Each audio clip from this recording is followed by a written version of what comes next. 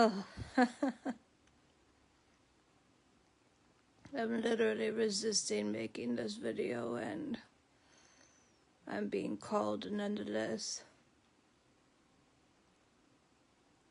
This is a ice pack here. There's been many questions over these last months, and so many questions that I find myself actually having the response of feeling angry about the questions, and then I realize, oh, I haven't actually addressed that. And I think that's the toll or the plight of many extreme empaths, because we're so aware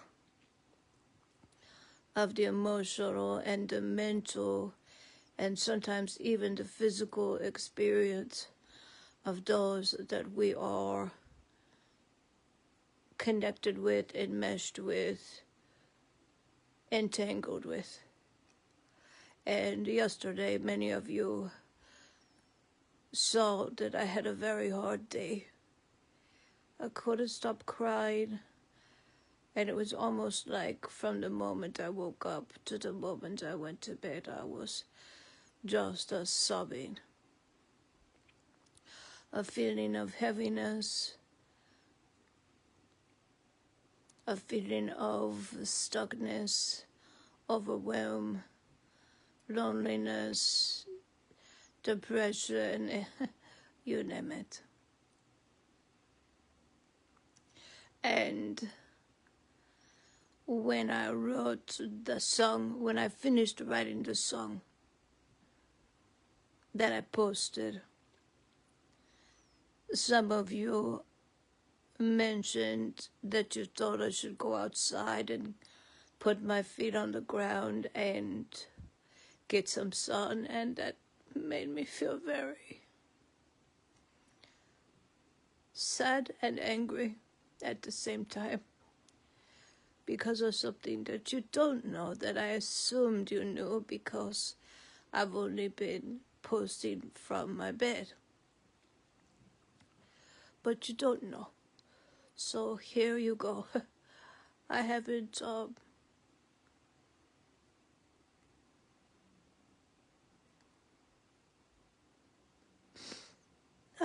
been outside my room for almost 3 months.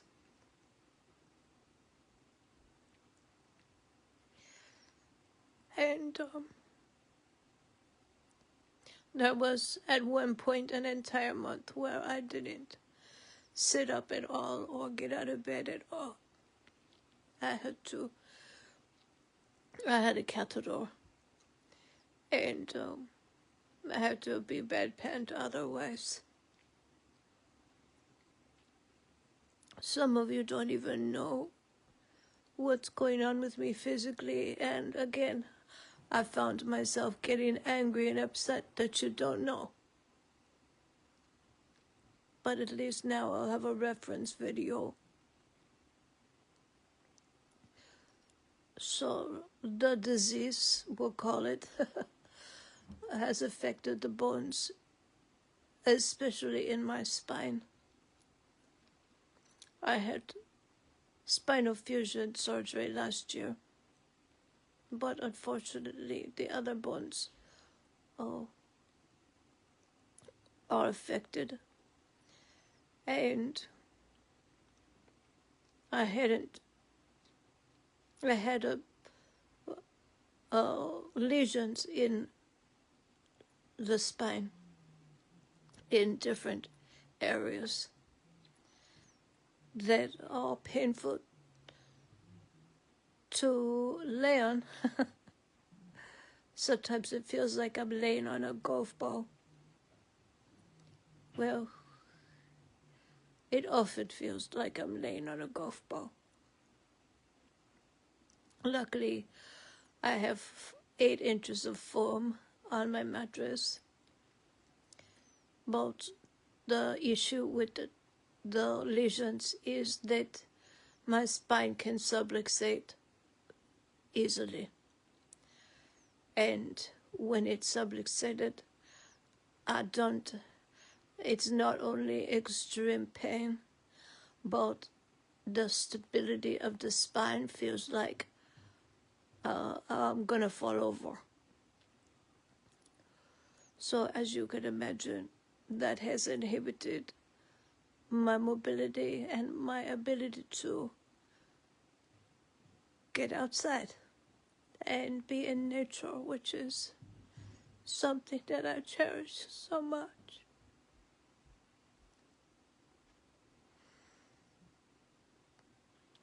If there's anybody that knows what's good for me, it's me.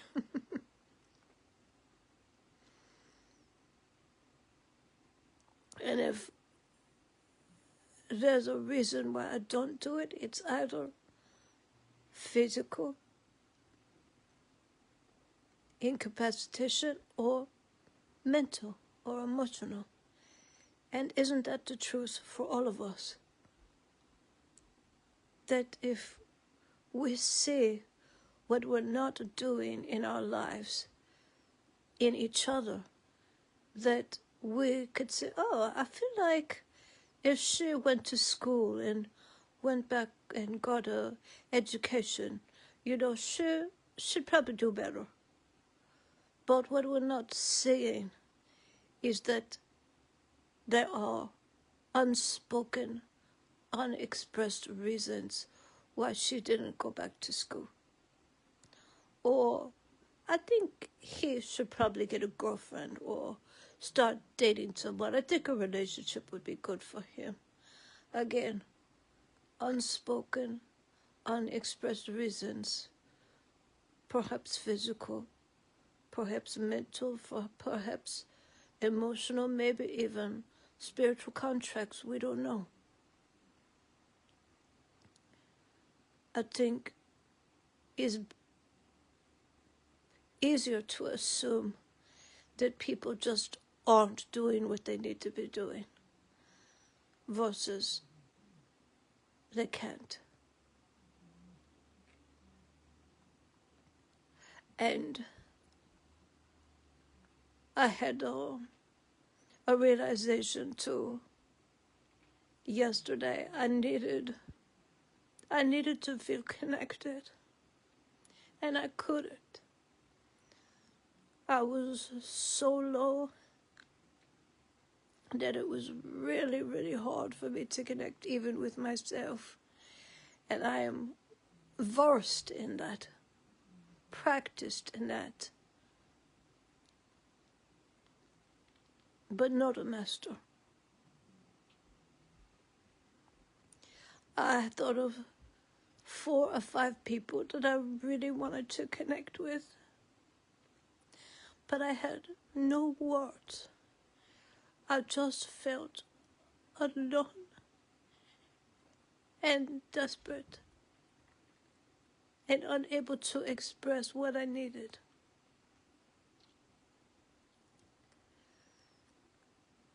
My parents were their normal level of busy, I guess, yesterday, and my mom came in to give me my lunch or my dinner, and I just started sobbing. And she put my food down and she gave me a hug and we cried together. And she said, do you want me to come eat dinner with you? And I just nodded because she knew that I needed connection. But I didn't feel I could ask for it. Not because of her, and I'll get to that, because this is something I feel that all of you are going to want to hear, perhaps for yourself.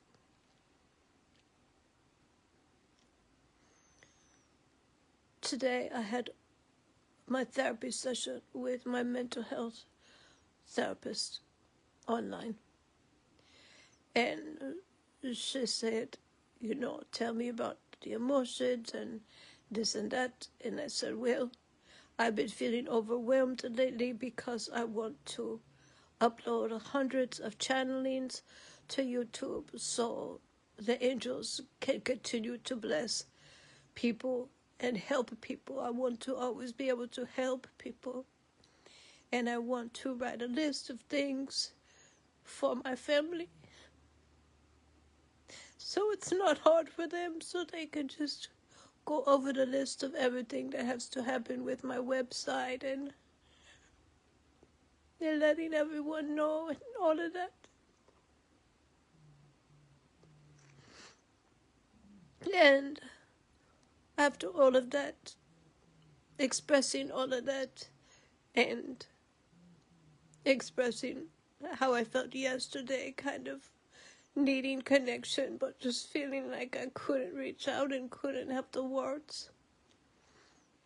My therapist said, "It sounds like you're really a compassionate person and you want everyone else to have an easier time. And it sounds like you have a really hard time when it comes to getting your own needs met and asking for your own needs to be met and having compassion for your need for connection." And we call that, she said, the silent freeze, when you can do something for somebody else but not be able to ask for it for yourself. And I just started crying. I said, "Yes, and that's it." She said, "Do you think you could ask your friends to, like, brush your hair or maybe touch your face when they're with you so I have my touch needs met?" And I told her, I don't have a lot of local friends. And she said, "Well, what about the people that come?" I said, I can ask a few. She said, "You feel like you're asking too much." And I said, "Yeah." She said, "You're not." And, she knows I'm on the spectrum, so she said, maybe get a weighted blanket. And she said, "Do you have stuffed animals?" And I said, "Do I have stuffed animals? I probably have so many from all of you who sent me stuffed animals. And no, I don't need any more." So I asked my dad to get me Lammy today. That's the one he gave me. See, what I really want is a dog, but that's maybe for another lifetime.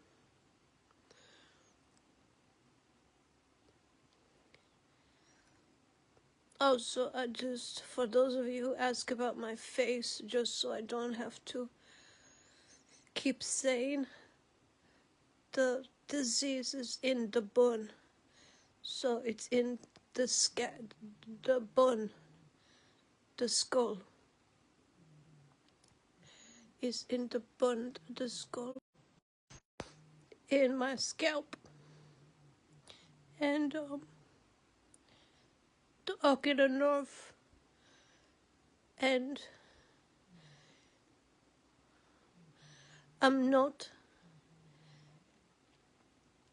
I haven't, there's most likely brain involvement. So that hasn't been proven because I haven't had scans in about a year, but it's likely that has been what's affected my speech, and not just the jaw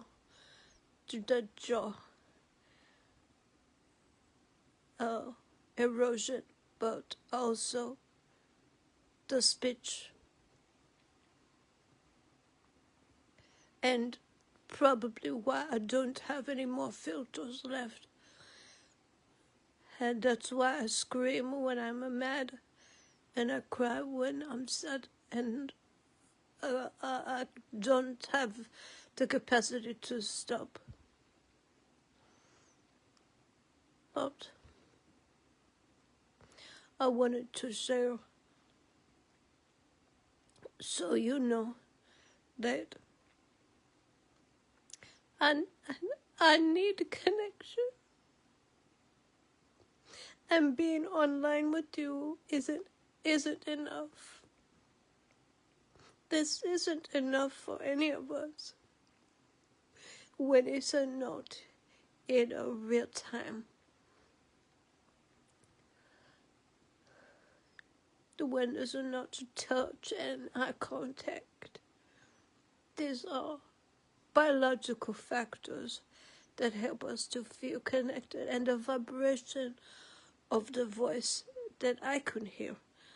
You probably feel connected to me because you can hear my voice. So, if I could ask my friends for something, it would be to send me videos, not the pictures, but videos of either your voice message or audio message, or videos of you outside in nature walking. That makes me happy. Like I'm experiencing life with you. And I also want to explain, like, part of neurodivergence is toggling, pendulum swinging really back and forth between feeling overstimulated and disconnected and lonely. So people in my life have expressed, I don't know when you want to connect with me, because sometimes it feels like you just want to isolate yourself. And I say, I understand why you say that, why you feel that way. And that feels frustrating for me and any other person that's on the spectrum, because it toggles so much back and forth between I want to eat by myself, or I want to eat with somebody. I want to be by myself, or I want to be with somebody. And after a while, it pushes people away, you know. And that sucks to miscommunicate that when you know that's what you need the most. I know last September I said, don't ask me how I am anymore. This is how I am. And I gave you a video of, I was in a very hard space physically. But what I meant was literally, don't ask me how I am. And I want to explain that here because some of you will understand, some of you might need some explanation. When somebody has cancer or any sort of chronic condition, whether they're going through crisis from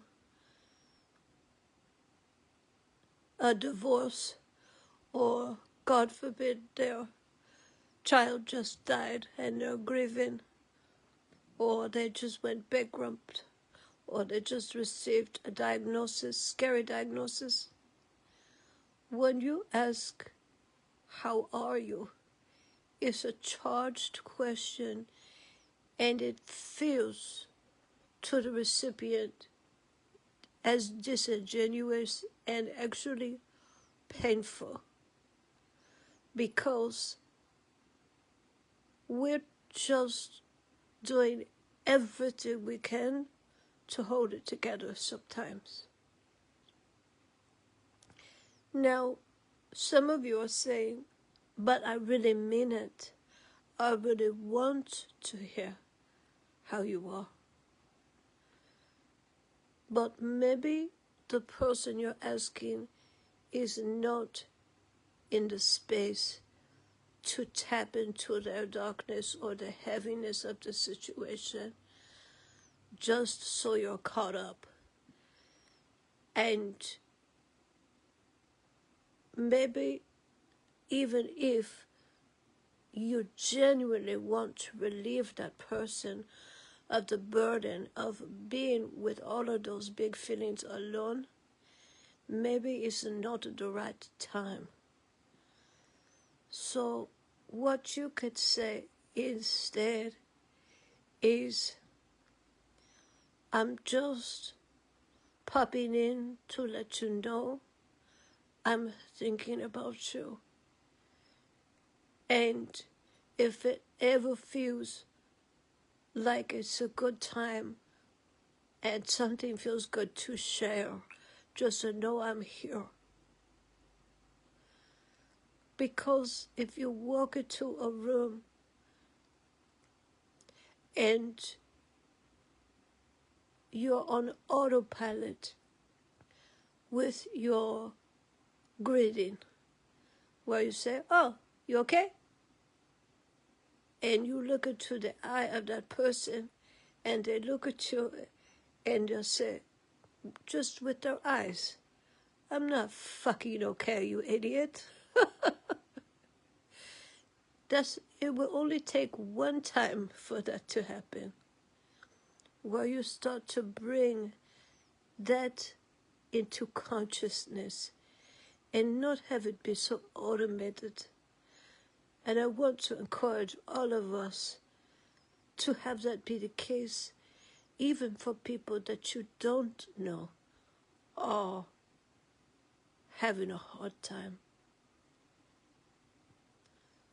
To be more conscious of digging into emotional and mental spaces when someone might not be in the space to share, and cultivating some language that feels softer and easier to receive, but also easier and more inviting to respond to.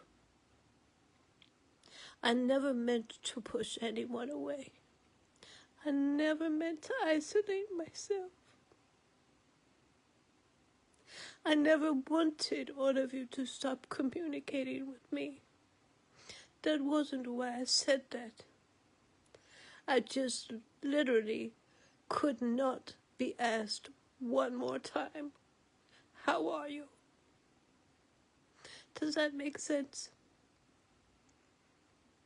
So please continue to reach out without expectation that I reply is important.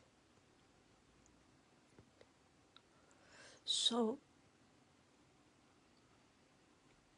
that also means if there are questions like, hey, can I send you Reiki this week, which is a beautiful question, to also add the addendum, and I don't expect you to reply to this message. That for any of your friends or family that are going through crisis is an open, energetic invitation to respond. And you would think that's counterintuitive, but it dissipates and dissolves the overwhelm of the pressure of having to respond. And it says to me, oh, there's no expectation here. Let me reply. And in some cases, let me accept this grace and not reply. I'll read all of your comments. I might not respond, but I'm so grateful. I love all of you so much.